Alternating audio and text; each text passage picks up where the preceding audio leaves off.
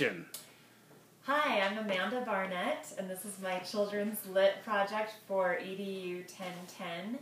And this is my son, Cooper, who's going to be going into 3rd grade in the fall, and he will be my class for the day. So the book I chose for this assignment is called Independence Day. I thought it was relevant to this week's holiday, and we found it at the library in the kids section.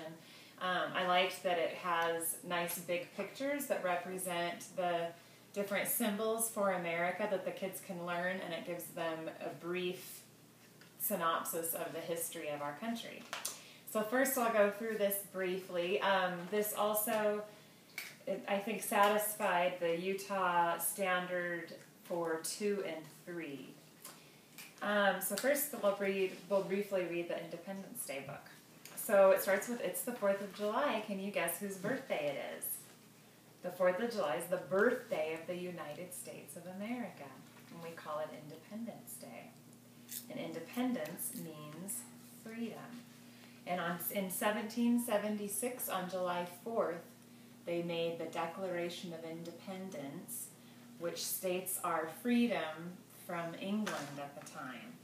And Thomas Jefferson was one of the important figures that wrote the Declaration of Independence. And every year on July 4th, for the last 200 years, we have big celebrations with fireworks and picnics and pancake breakfasts and all the other things that your families might do to celebrate this holiday. And here's a parade.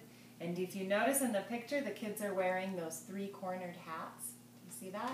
Yep. There's a point here, and a point here. When you fold the American flag correctly, it should be folded in a 3-point triangle to represent the hats that the soldiers wore.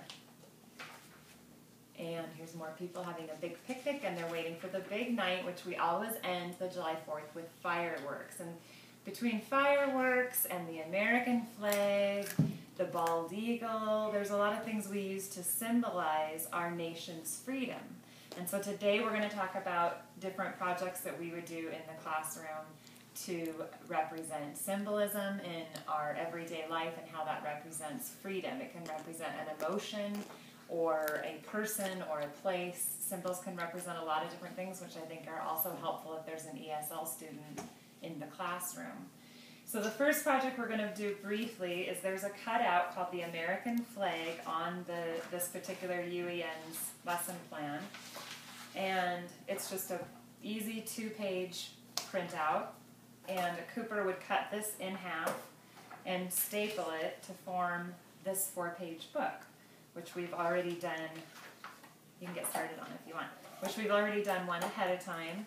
Then we would go through each book, and it kind of opens up the discussion to the color. Why are there 50 stars on the American flag? That opens up maybe why are there 13 stripes. The next page is to fill in the blanks.